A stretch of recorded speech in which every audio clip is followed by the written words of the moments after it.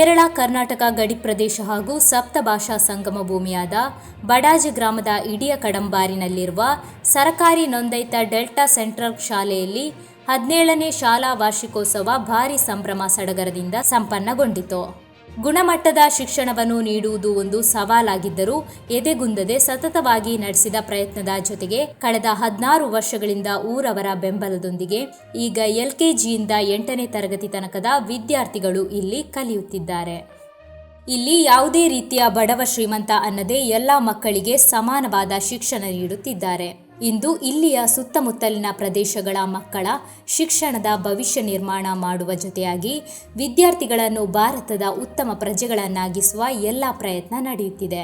ಹೀಗಾಗಿ ಇದು ಬಡಾಜ್ ಗ್ರಾಮದ ಸುತ್ತಮುತ್ತಲಿನಲ್ಲಿರುವವರಿಗೆ ಹೆಮ್ಮೆ ತರುವಂತಹ ಕಾರ್ಯ ಮಾಡುತ್ತಿದೆ ಎಂದರೆ ತಪ್ಪಾಗಲಾರದು.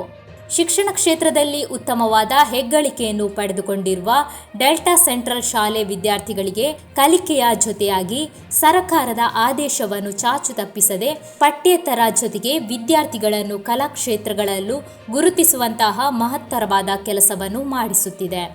ಜೊತೆಯಾಗಿ ಶಾಲೆಯ ನಿರಂತರ ಬೆಳವಣಿಗೆ ಮತ್ತು ಅಭಿವೃದ್ಧಿಯನ್ನು ಖಾತ್ರಿಪಡಿಸುವ ಮೂಲಕ ಹೆಚ್ಚಿನ ಎತ್ತರಕ್ಕೆ ಶ್ರಮಿಸಲು ಈ ಶಾಲೆಯ ಅಧ್ಯಾಪಕರುಗಳು ಹಾಗೂ ಆಡಳಿತ ಸಮಿತಿ ಪ್ರೇರೇಪಿಸುತ್ತಾ ಬಂದಿರುವುದಕ್ಕೆ ಮತ್ತೊಮ್ಮೆ 2024-25ನೇ ಶೈಕ್ಷಣಿಕ ವರ್ಷದ ಶಾಲಾ ವಾರ್ಷಿಕೋತ್ಸವ ಸಾಕ್ಷಿಯಾಯಿತು. ಶನಿವಾರದಂದು ಸಂಜೆ ಶಾಲಾ ಆಡಳಿತ ನಿರ್ದೇಶಕ ರಿಯಾಜ್ UM ರವರ ಅಧ್ಯಕ್ಷತೆಯಲ್ಲಿ ನಡೆದ ವಾರ್ಷಿಕೋತ್ಸವವನ್ನು ಬಂಗ್ರಮಂಜೇಶ್ವರ ಹೈಯರ್ ಸೆಕೆಂಡರಿ ಶಾಲಾ ಪ್ರಾಂಶುಪಾಲೆ ಶಬಾನಾ S ಉದ್ಘಾಟಿಸಿದರು. ಬಳಿಕ ಮಾತನಾಡಿದ ಅವರು, ಈ ಶಾಲೆಯ ಇವತ್ತಿನ ವಾತಾವರಣವನ್ನು ನೋಡುವಾಗ ತುಂಬ ಖುಷಿಯಾಗುತ್ತಿದೆ. ಮುದ್ದು ಚಿಣ್ಣರು ತಮ್ಮ ಪ್ರತಿಭೆಯನ್ನು ಪ್ರದರ್ಶಿಸಲು ಕಾತುರದಿಂದ ಕಾಯುತ್ತಿದ್ದಾರೆ.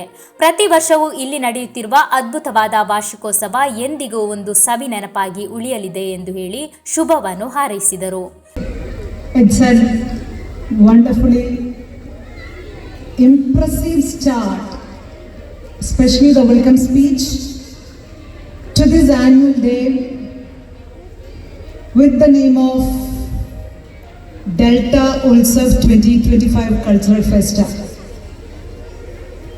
I know the kids are in the mood of celebration. Going to be dance, going to be music, drama. My dear children, Cultural Festa celebrating every year in your school is going to be a wonderful memories in your life, and this gives you an opportunity to showcase your talents. I'm really touched the minute expression in every child's face when he or she is performing. I used to visit my kids' school. On this special day, I never miss that moment with any reason. ಬಳಿಕ ಶಾಲಾ PTA ಅಧ್ಯಕ್ಷ ಮೊಹಮ್ಮದ್ ಇಕ್ಬಾಲ್ ರವರು ಮಾತನಾಡಿ, ಈ ಶಾಲೆ ಸಮಾಜಕ್ಕೊಂದು ಉತ್ತಮ ಪ್ರಜೆಗಳನ್ನು ನೀಡುವ ಪ್ರಯತ್ನವನ್ನು ನಡೆಸುತ್ತಿದೆ. ಮಕ್ಕಳಿಗೆ ಉನ್ನತ ವಿದ್ಯಾಭ್ಯಾಸ ನೀಡಿ ಒಂದು ಉನ್ನತ ಹುದ್ದೆಗೆ ಹೇಗೆ ತಲುಪಿಸಬಹುದೆಂಬುದಕ್ಕೆ ಈ ಶಾಲೆಯ ನಿರ್ದೇಶಕರಾದ ರಿಯಾಜ್ ಸರ್ ರವರೇ ಸಾಕ್ಷಿಯಾಗಿದ್ದಾರೆ ಎಂದು ಹೇಳಿ ಸಮಾರಂಭಕ್ಕೆ ಶುಭ ಹಾರೈಸಿದರು. മുമ്പ് പ്രസംഗിച്ച വ്യക്തിത്വങ്ങളും പറഞ്ഞതുപോലെ സമൂഹത്തിന് നല്ല കുട്ടികളെ വാർത്തെടുക്കാനുള്ള ആ സന്മനസ്സാണ് ഈ സ്കൂള് ഈ രീതിയിൽ മുന്നോട്ട് കുതിച്ചുകൊണ്ടുള്ളത്. നമ്മളിപ്പോൾ ഒരു ഡോക്യുമെൻ്ററി കണ്ടു. അതിൽ റിയാസ് സാറിൻ്റെ ഉമ്മയ്ക്കും ബാപ്പയ്ക്കും വളരെ സന്തോഷം ഉൾക്കൊള്ളുന്ന ഒരു ഡോക്യുമെൻ്ററി ആയിരുന്നു. കാരണം ഒരു മകനെ വളർത്തി വിദ്യാഭ്യാസം കൊടുത്തു ഈ നിലയിൽ ഉന്നത സ്ഥാനത്തിലേക്ക് ഒരു കുട്ടികൾ എത്തുമ്പോൾ അവരുടെ ഉമ്മയ്ക്കും ബാപ്പയ്ക്കും അല്ലെങ്കിൽ അച്ഛനും അമ്മയ്ക്കും വളരെയധികം സന്തോഷമുണ്ടാക്കുന്ന ഒരു സന്ദർഭമാണ്. ಬಳಿಕ ಶಾಲಾ ಆಡಳಿತ ನಿರ್ದೇಶಕ ರಿಯಾಜ್ UM ರವರು ಮಾತನಾಡಿ, ಡೆಲ್ಟಾ ಅಲ್ಬೀರ್ ಶಾಲೆ ಹಾಗೂ ಡೆಲ್ಟಾ ಸೆಂಟ್ರಲ್ ಶಾಲೆ ಜೊತೆಯಾಗಿ ಕಾರ್ಯಾಚರಿಸುವ ಶಾಲೆಯಾಗಿದೆ.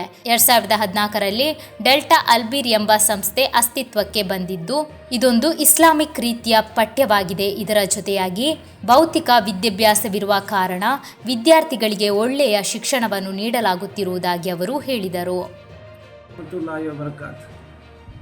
ഡെൽറ്റ അൽബീർ സ്കൂളും അതേപോലെ ഡെൽറ്റ സെൻട്രൽ സ്കൂളും ഇത് രണ്ടും നമ്മളെ സ്ഥാപനത്തിൽ നടക്കുന്നുണ്ട്. അതായത് 2016ലാണ് ഡെൽറ്റ അൽബീർ എന്ന സ്ഥാപനം നിലവിൽ വരുന്നുള്ളത്. അപ്പോൾ അതിനെ പറ്റിയിട്ട് കോഴിക്കോട് ഹെഡ് ഓഫീസിൽ പോയിട്ട് പഠിച്ചിട്ട്, അപ്പോൾ ഇസ്ലാമികമായിട്ടുള്ള ഒരു പഠന രീതിയാണ്. അതേപോലെ അതിൻ്റെ ഒന്നിച്ചിട്ട് ഭൗതിക പഠനം കൂടി ഉള്ളത് കൊണ്ട് ഒരു നല്ല സിലബസ് എന്ന് മനസ്സിലാക്കിക്കൊണ്ട് നമ്മൾ എന്താക്കി അൽബീർ നമ്മളെ നാട്ടിലേക്ക് കൊണ്ടുപോകും. അപ്പോൾ അൽഹംദുലില്ലാ നല്ല പ്രതികരണമാണ് രക്ഷിതാക്കളുടെ ഭാഗത്തും. കുട്ടികളും നല്ല ഇമ്പ്രൂവ്മെൻ്റ് ഉണ്ട്. ഭൗതികവും അതായത് മെയിനായിട്ട് നമ്മൾ ഇപ്പോൾ കുട്ടികൾക്ക് കൊടുക്കേണ്ടത് വാല്യൂ എഡ്യൂക്കേഷനാണ്. വാല്യൂ എഡ്യൂക്കേഷൻ എന്ന് പറയുമ്പോൾ ഇപ്പോൾ കുട്ടികൾക്ക് മുതിർന്നവരോടുള്ള ബഹുമാനങ്ങൾ അതെല്ലാം നമുക്ക് ഈ ഇസ്ലാമികം അതേപോലെ ഭൗതിക വിദ്യാഭ്യാസം ഒന്നിച്ച് കൊടുക്കുമ്പോൾ നമുക്ക് നൽകാൻ സാധിക്കുന്നുണ്ട്. അതേപോലെ അവർക്ക് പ്രാക്ടിക്കലായിട്ടുള്ള എല്ലാ നോളജും പുതിയ പുതിയ ടെക്നോളജി നമ്മളെ ഇപ്പോൾ വരുന്നുണ്ട്. അപ്പോൾ നമ്മൾ അതിനനുസരിച്ചിട്ടുള്ള ഇമ്പ്രൂവ്മെൻറ്റ് ഡെവലപ്മെൻറ്റ് നമ്മളെ സ്ഥാപനത്തിൽ നമ്മൾ നടത്തുന്നുണ്ട്. എല്ലാ ക്ലാസ് റൂമുകളും നമ്മൾ സ്മാർട്ട് ക്ലാസ് റൂം ആക്കിയിട്ടുണ്ട്. കുട്ടികൾക്ക് പ്രൊജക്ടർ വെച്ചിട്ട് പ്രാക്ടിക്കലായിട്ട് എല്ലാ ವಿಷಯಗಳು ಕಾಣಿಸಿ ಕೊಡ್ತಿಟ್ಟಾണ് പഠിക്കുന്നത്. ಬಳಿಕ ವೇದಿಕೆಯಲ್ಲಿ ಶ್ರೀನಿವಾಸ್ ಶೆಟ್ಟಿ ಹಾಗೂ ಅಮರ್ನಾಥ್ ಶೆಟ್ಟಿ ಅವರನ್ನು ಶಾಲು ಹೊದಿಸಿ ಸ್ಮರಣಿಕೆ ನೀಡಿ ಗೌರವಿಸಲಾಯಿತು. ಅದೇ ರೀತಿ ಸಮಾರಂಭಕ್ಕೆ ಆಗಮಿಸಿದ ಗೌರವಾನ್ವಿತ ವ್ಯಕ್ತಿತ್ವಗಳಿಗೆ ಕೂಡ ಸ್ಮರಣಿಕೆ ನೀಡಿ ಗೌರವಿಸಲಾಯಿತು. ಬಳಿಕ ವೇದಿಕೆಯಲ್ಲಿ ಶಾಲೆಯ ಪ್ರತಿಭಾನ್ವಿತ ವಿದ್ಯಾರ್ಥಿಗಳಿಗೆ ಪ್ರಮಾಣ ಪತ್ರವನ್ನು ವಿತರಿಸಲಾಯಿತು. ಈ ಸಂಸ್ಥೆಯಲ್ಲಿ ಪ್ರತಿಯೊಂದು ಮಕ್ಕಳ ಅಭಿರುಚಿಯನ್ನು ಮನಗೊಂಡು ವಿಶೇಷ ತರಬೇತಿಯನ್ನು ನೀಡಿ ಮಕ್ಕಳ ಉಜ್ವಲ ಭವಿಷ್ಯವನ್ನು ನಿರ್ಮಿಸುವ ಪ್ರಯತ್ನವನ್ನು ನಡೆಸಿಕೊಂಡು ಬರುತ್ತಿದೆ. ಮಕ್ಕಳ ಪ್ರತಿಭೆಯನ್ನು ಹೊರತರುವ ನಿಟ್ಟಿನಲ್ಲಿ ಡಿಟೆಕ್ ಪಬ್ಲಿಕ್ ಸ್ಪೀಕಿಂಗ್ ಎಂಬ ಯೋಜನೆಯನ್ನು 2023-24 ಅಧ್ಯಯನ ವರ್ಷದಲ್ಲಿ ಆರಂಭಿಸಲಾಗಿದ್ದು, ಇದು ಉತ್ತಮ ಹಾದಿಯಲ್ಲಿ ಮುಂದುವರಿದು ಮಕ್ಕಳು ಸಾರ್ವಜನಿಕರ ಮುಂದೆ ಯಾವುದೇ ಭಯವಿಲ್ಲದೆ ಮಾತನಾಡಲು ಶಕ್ತರಾಗಿದ್ದಾರೆ. ಅದೇ ರೀತಿಯಲ್ಲಿ ಸಮಾಜದಲ್ಲಿ ಉತ್ತಮ ಸಾಧನೆಯನ್ನು ಮಾಡಿದ ಸಾಧಕರನ್ನು ಗುರುತಿಸಿ ಶಾಲೆಯ ವತಿಯಿಂದ ಅಭಿನಂದನೆಗಳನ್ನು ಸಲ್ಲಿಸಿ ಅವರೊಡನೆ ವಿದ್ಯಾರ್ಥಿಗಳಿಗೆ ಮುಕ್ತವಾಗಿ ಚರ್ಚಿಸಲು ಅವಕಾಶವನ್ನು ಕೂಡ ಈ ಶಾಲೆ ಒದಗಿಸುತ್ತದೆ. ಈ ಸಂದರ್ಭ PTA ಉಪಾಧ್ಯಕ್ಷ ಇಬ್ರಾಹಿಂ ಖಲೀಲ್, ಡೆಲ್ಟಾ ಸೆಂಟ್ರಲ್ ಶಾಲಾ ಚೇರ್ಮನ್ UM ಮೊಹಮ್ಮದ್, ಬಂಗ್ರಮಂಜೇಶ್ವರ ಶಾಲಾ staff secretary Prakash M, Ibrahim Mansoor, Usman Idiya, Abdul Rehman Haji, EK Abubakar Haji, Abubakar Hosamane, Siddiq Haji Arimala, Ashraf Musliyar, Basheer Kanila, Jafar Sadiq Wafi, Ayishath Shahana, Asiyamma Sahana, Asiyamma BM, ಶಾಲಾ ವಿದ್ಯಾರ್ಥಿ ನಾಯಕ ಅಬುಬಾಕರ್ ಹಾದಿಲ್ ಸೇರಿದಂತೆ ಹಲವರು ಉಪಸ್ಥಿತರಿದ್ದರು. ಬಳಿಕ ವಿದ್ಯಾರ್ಥಿಗಳಿಂದ ವಿವಿಧ ಸಾಂಸ್ಕೃತಿಕ ಕಾರ್ಯಕ್ರಮಗಳು ನಡೆಯಿತು. ಕಾರ್ಯಕ್ರಮ ವೀಕ್ಷಿಸಲು ಪೋಷಕರು, ಊರವರು ಸೇರಿದಂತೆ 100 ಮಂದಿ ಆಗಮಿಸಿದ್ದರು.